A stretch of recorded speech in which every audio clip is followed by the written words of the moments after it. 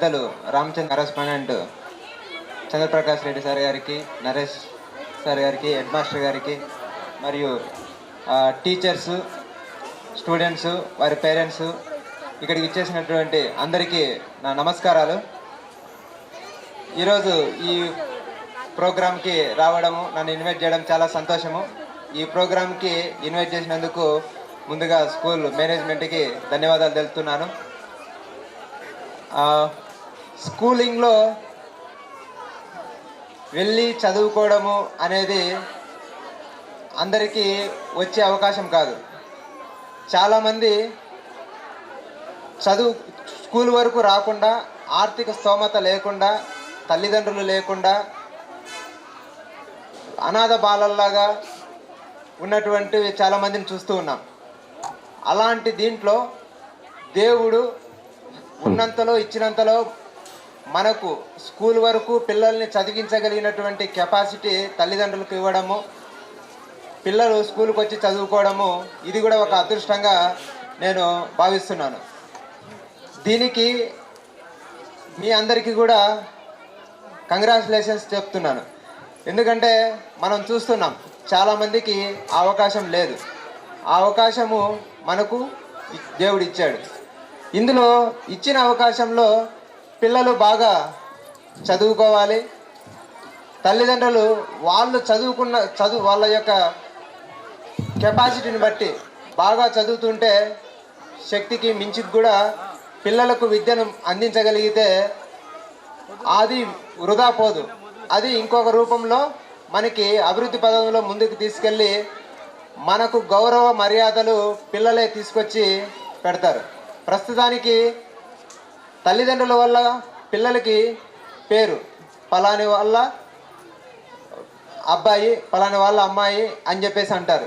కొద్ది రోజుల తర్వాత వాళ్ళు ఒక మంచి హోదాలోకి వెళ్ళిన తర్వాత భవిష్యత్తులో పలాని వాళ్ళ తల్లిదండ్రులు అని చెప్పేసి అంటారు. ఇది కాలచక్రంలో అభివృద్ధి పదంలో ముందుకెళ్ళే క్రమంలో జరిగేటటువంటి పరిణామం. కాబట్టి పిల్లల్ని బాగా చదివించాలని చెప్పేసి నేను మీ అందరికీ విజ్ఞప్తి చేస్తున్నాను. అందులో పిల్లలు కూడా గమనించాల్సింది తల్లిదండ్రుల యొక్క కష్టాన్ని గనక పిల్లలు గమనించినట్లయితే మీ నవ్వుల వెనక వాళ్ళ బాధలు ఉంటాయి. ఆ బాధలు ఏ విధంగా ఉంటాయంటే ఆర్థికంగా కావచ్చు, కుటుంబ బాధ్యతలను మోసే క్రమంలో మానసిక క్షోభ కావచ్చు, ఇరుగు పొరుగు వారితో ఎదురయ్యే అవమానాలు కావచ్చు, ఇవన్నీ ఉంటాయి. అవన్నీ కూడా పిల్లలు గమనించాలి.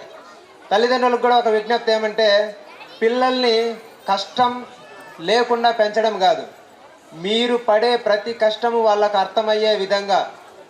కొన్ని సందర్భాల్లో దాచాల్సి వస్తుంది, అంతవరకు ఓకే. కానీ మనం పడే కష్టము పిల్లలకి ఇండైరెక్ట్గా తెలవాలి. కొన్ని సందర్భాల్లో డైరెక్ట్గా కూడా తెలవాలి.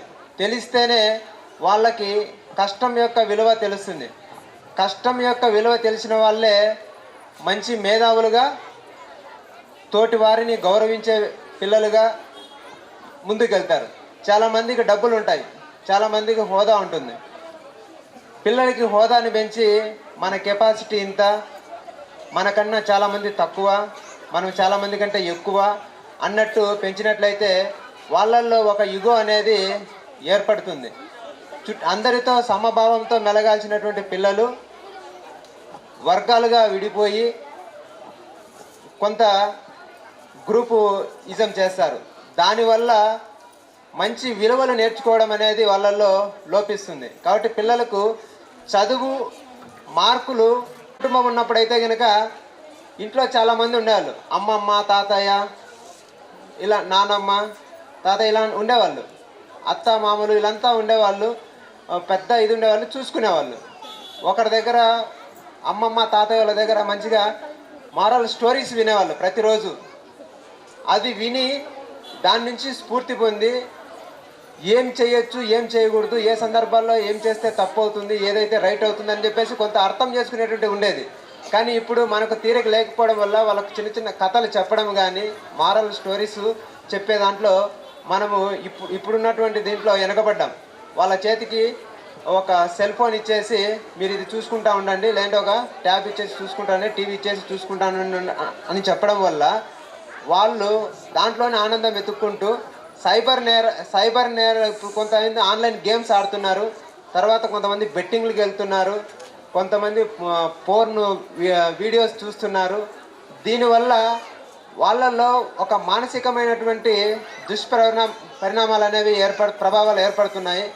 దీన్ని తగ్గించడం కోసం మ్యాక్సిమం సెల్ ఫోన్ను అవాయిడ్ చేయించడము, అది కూడా సిస్టమ్ లాంటివి ఏమన్నా ఉంటే కంప్యూటర్ లాంటివి చూస్తుంటే వాళ్ళకు ప్రైవసీగా ఒక రూమ్లో పెట్టించడం కాకుండా హాల్లోనే పెట్టి మన పర్యవేక్షణలోనే చూసే విధంగా చూడడము, ఇలాంటివి చేసినట్లయితే ఇప్పుడు మోడర్న్ లేటెస్ట్ ట్రెండ్లో వాళ్ళు పక్కదారి పట్టే అవకాశం లేకుండా చూసుకోగలిగిన వాళ్ళం అవుతాం.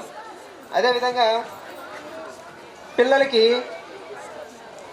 చాలామంది ఇక్కడ ముద్దు మాటలు మాడుతూ ఉంటే ఎంత హ్యాపీగా ఆనందంగా ఉంటుందో, వాళ్ళు మనకున్నటువంటి మోటార్ సైకిల్ కానీ ఇవంతా కూడా నడుపుతుంటే వాళ్ళు అభివృద్ధి పదంలో ముందుకు వెళ్తున్నట్టు అనిపిస్తూ ఉంటుంది.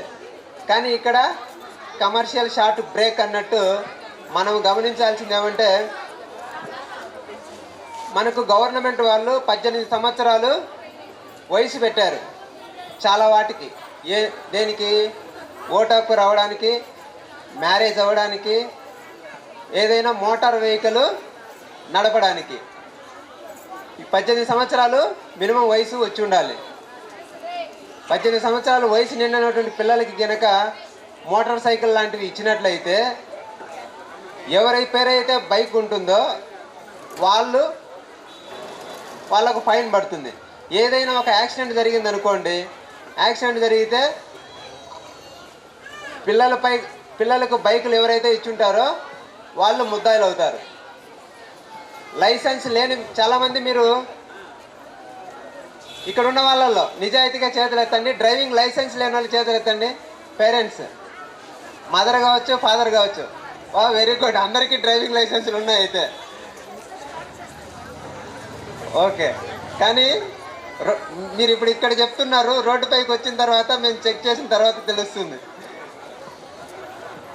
ఓకే, డ్రైవింగ్ లైసెన్స్ లేని వాళ్ళకి మీరు బైక్ ఇచ్చారు అంటే అది మీ భర్త కావచ్చు, భార్య కావచ్చు, అన్న కావచ్చు, తమ్ముడు కావచ్చు, మీరు కోర్టు మెట్లెక్కడానికి సిద్ధంగా ఉన్నట్టు.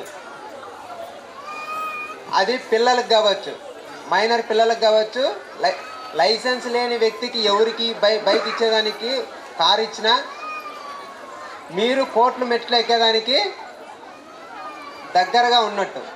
ఎందుకంటే వాళ్ళు ఎక్కడైనా ఏదైనా ఒక యాక్సిడెంట్ వాళ్ళ వల్ల జరిగింది అంటే వాహనం ఎవరి పేరు మీద అయితే ఉందో వాళ్ళు కూడా ముద్దాయి అవుతారు. ఎందుకు ఈ విధంగా పెట్టారు అంటే, డ్రైవింగ్ లైసెన్స్ అనేది పెట్టే దాంట్లో ముఖ్య ఉద్దేశంలో రోడ్డుపై సాధారణ సందర్భంలో కోతి, కుక్క, సర్కస్లో చూస్తే సినిమాలలో కోతి, కుక్క అలాంటివి కూడా టిక్కు టిక్కు టిక్కు టిక్కు అంటే మ్యూజిక్ పెట్టి అవి బండి నడుపుతాయి. కానీ సడన్గా ఏదైనా ఒక అనుకోని అవాంతరం వచ్చింది అనుకోండి, దాన్ని మేనేజ్ చేయగలిగినటువంటి కెపాసిటీ ఆ కోతి, కుక్కకు ఉండదు. అదేవిధంగా మనుషులకు కూడా సరైనటువంటి ప్రాక్టీసు, ఏజ్ పరమైనటువంటి మెచ్యూరిటీ ఇది లేకపోతే వాహనాన్ని నడపడంలో, దాన్ని కంట్రోల్ చేయడంలో ఇబ్బందులు ఎదురవుతాయి. యాక్సిడెంట్ జరగడానికి ఒక సెకండ్, ఫ్రాక్షన్ ఆఫ్ సెకండ్ చాలు. దాంట్లో ప్రమాదం జరిగి యాక్సిడెంట్లో గాయాలు, చెయ్యి ఇరగచ్చు, కాలు ఇరగచ్చు, నడుము ఇరగచ్చు, హెడ్ ఇంజరీ అయ్యవచ్చు, కోమాలోకి వెళ్ళచ్చు. అంటే ఒక యాక్సిడెంట్ జరిగితే ఒక వ్యక్తి కాదు నష్టపోయేది, ఒక కుటుంబము నష్టపోతుంది. అదంతా ఫాల్స్. మనకు లాస్ట్ డిసెంబరు 18వ తారీఖు 2024వ తారీఖు రాష్ట్ర హైకోర్టు, ఏపీ హైకోర్టు వారు ఒక తీర్పు ఇచ్చారు. విజయవాడ సిటీలో చూస్తే ఎవరు కూడా హెల్మెట్ పెట్టుకొని వాహనాలు నడపట్లేదు. ఒక పిల్లి వేస్తే తాండవ యోగేష్ అని ఒక ఆయన పిల్లి వేసాడు, అడ్వకేట్. హెల్మెట్స్ పెట్టుకోకుండా ఉండడం వల్ల లాస్ట్ 3 ఇయర్స్లో 3,000 పైచిలుకు మంది రోడ్డు ప్రమాదంలో హెల్మెట్ పెట్టుకోకపోవడం వల్ల చనిపోయారు. దీనికి తగిన డైరెక్షన్ ఇవ్వండి ప్రభుత్వానికి. పోలీసులు కానీ ప్రభుత్వం కానీ దీని గురించి పెద్దగా పట్టించుకోవట్లేదు. పబ్లిక్ మాకు చెమట పడుతుంది, జుట్టు రాలుతుంది, చుండ్రు వస్తుంది, మా ఫేస్ ఎవరు చూడట్లేదు, కాబట్టి మేము ఫ్రీగా తిరిగేదానికి స్వేచ్ఛ అనేది మాకు ఇవ్వండి అన్నట్టు తిరుగుతున్నారు. కానీ ప్రభుత్వాలు ఏం పట్టించుకోవట్లేదు. మీరు తగిన డైరెక్షన్ ఇవ్వండి అని ఆయన పిటిషన్ వేస్తే కోర్టు వారు ఇచ్చారు. రోడ్డు ఏదైనా, ప్రాంతం ఏదైనా, సమయం ఏదైనా ఖచ్చితంగా 2 వీలర్ నడుపుతున్నారంటే తలకాయ ఉన్నవాళ్ళు నడుపుతున్నారంటే ఖచ్చితంగా తలకు హెల్మెట్ అనేది మీకు హెల్మెట్ పెట్టుకోండి మంచిది, లేదంటే జరిమానాలు పడతాయని చెప్పేసి మీరు నొచ్చుకోకుండా అర్థమయ్యే విధంగా మేము చెబుతూ ఉన్నాము. కానీ చాలామంది పెట్టుకోవట్లేదు. అది మీకోసం ఎందుకు చెప్తున్నాం అంటే లాస్ట్ ఇయర్లో 2024లో చిత్తూరు టౌన్లో 24 యాక్సిడెంట్స్ జరిగితే అందులో 14 మంది హెల్మెట్ పెట్టుకోకపోవడం వల్ల చిన్న యాక్సిడెంట్లే రక్తం దారిపోయాల్సి వస్తుంది. మన ఫేస్ ఎవరు చూడరు అనుకొని హెల్మెట్ పెట్టుకోకుండా ఉంటే రోడ్డు పైన వెళ్ళేటప్పుడు మన ఫేస్కు ప్లాస్టిక్ సర్జరీ చేయించుకోవాల్సిన పరిస్థితులు వస్తాయి. కాబట్టి దయచేసి రోడ్డు పైన వచ్చినప్పుడు 2 వీలర్ నడిపేటప్పుడు ముందు వెనక కూర్చున్న వాళ్ళు ఎవరు కూడా 2 వీలర్లు ఇవ్వద్దండి. మామూలుగా చెప్తున్నాను, మేము చాలామందికి పిల్లల్ని పట్టుకొని కౌన్సిలింగ్ ఇచ్చాము. అప్పటికి పేరెంట్స్ ఏదో మేము రాకుండా చూసుకుంటామని చెప్పేసి ఇది వెళ్ళిపోయిన తర్వాత మనకి నాన్న అమ్మ ఇంట్లో పడుకొని ఉన్నప్పుడు లేదంటే ఏదైనా పని మీద బయటికి పోయినప్పుడు ఇంట్లో కీస్ ఉందంటే ఆ కీస్ని తీసుకొని మీరు ఇంటి నుంచి వచ్చే లోపల అలాగా ఒక రౌండ్ వేసేసి వచ్చేద్దాము అని చెప్పేసి బయటకు వస్తారు. బయటకు వచ్చి ఏం చేస్తారు, ఒక్కడే పోతే బోరు కొడుతుందని చెప్పేసి ఇంకొకరిని తోడ పిలుచుకుంటారు. వాడు ఒరే మన ఇద్దరమే పోతున్నాము, ఇంకో సురేష్ గారు వాడు ఉండిపోయినారా, మళ్ళీ మనల్ని తిడతాడు, మీరే పోయినారు నన్ను పిలవలేదు అంటాడని చెప్పేసి ఇంకొకరిని ఎక్కించుకుంటాడు. 3 నలుగురు ఒక 2 వీలర్లో వెళ్తా ఉంటారు. ఇంటి దగ్గర బయలుదేరేటప్పుడు మీ దగ్గర అడిగి బైక్ తీసుకున్నా కూడా ఇంటి దగ్గర బయలుదేరేటప్పుడు ఈ అబ్బాయి చాలా మంచోడు టైప్లో బయలుదేరుతారు. మళ్ళీ తర్వాత రోడ్డు పైకి వచ్చిన తర్వాత ఇంకా ఇట్లా ఎగరేసుకొని జుట్టు ఇలా అనేసుకొని ఏమైనా జూలు విదిలిచ్చి ఎద్దు కదా రంకేస్తారు కదా కాళ్ళు డ్రింగ్ అని ఆ టైప్లో లేపుతా అంటారు గుర్రు అని. అక్కడ ఇంకా బైక్ యొక్క కెపాసిటీ ఇద్దరికి ఉంది, కానీ వీళ్ళు 3 నలుగురు కూర్చుంటారు. కొంత దూరం బాగానే పోతుంది, వానికి పాయింట్ పట్టేస్తుందో లేకుంటే ఇక్కడ బెల్ట్ పట్టేస్తుందో దాన్ని కొంచెం ఫ్రీ చేసుకోవడం కోసము వాడేమో అని పోతూ ఉంటాడు. స్నేక్ రైడింగ్ చేస్తారు, పడతారు, లేపుతారు, అంతా చేస్తుంటారు. ఈ సర్దుకునే క్రమంలో వీడు అటు ఇటు కదులుతాడు, నడిపేవాడు బ్యాలెన్స్ తప్పిపోయి పడిపోతారు, అప్పుడు యాక్సిడెంట్ అవుతాయి. రీసెంట్గా గత 6 నెలల కాలంలో ఒక 4 ఇన్సిడెంట్స్లో ఒక ఇన్సిడెంట్లో 3 చనిపోయారు, రిమైనింగ్ 3 ఇన్సిడెంట్స్లో ఇద్దరు చనిపోయారు. పిల్లలు అంటే 16-17 సంవత్సరాల పిల్లలు, 15 సంవత్సరాల పిల్లలు ఆ విధంగా చనిపోయారు. ఇంకొకటి ఏమంటే అమ్మాయిలు కనపడిన స్కూల్ దగ్గర కానీ కాలేజీ దగ్గర కానీ కనపడినారు అంటే వాళ్ళ ముందర హీరోలాగా బండి నడుపుతారు. వీళ్ళేమనుకుంటారు, నేను స్పీడ్గా వెళ్తే ఆ అమ్మాయి నా వైపు చూసి వీడి హీరో అనుకుంటుంది అని చెప్పేసి వీళ్ళు అనుకుంటారు. కానీ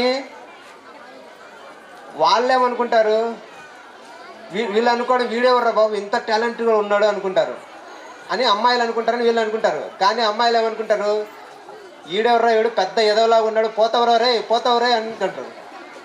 అది అబ్బాయిలు మట్టుకు హీరోలాగా ఫీల్ అవుతారు, అమ్మాయిలు మాత్రం ఎదవలాగా ఫీల్ అవుతుంటారు. స్కూల్ మేనేజ్మెంట్కి ధన్యవాదాలు. పిల్లలు బాగా ప్రోగ్రామ్స్ చేసానికి రెడీ అయ్యారా? ఓకే, బాగా ఎంజాయ్ చేయండి, బాగా బాగా ఆడుకోండి, బాగా ఎంజాయ్ చేయండి. అన్ని రంగాల్లో కూడా ముందు ఉండాలి. మంచిగా గేమ్స్ ఆడుకోవాలి.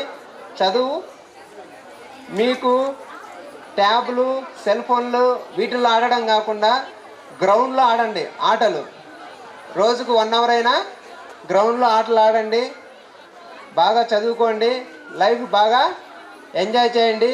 పేరెంట్స్కి ఎప్పుడైనా ఏదైనా పని చేయాల్సి వస్తే వాళ్ళు చెప్పకపోయినా మీరే ముందుండి మేము ఈ పని చేసి పెడతాం మీకు అని చెప్పేసి ముందుకు ఉండి పని చేసి పెట్టాలి. ఓకేనా? Okay, all the best. బాగా ఎంజాయ్ చేయండి. Thank you one and all.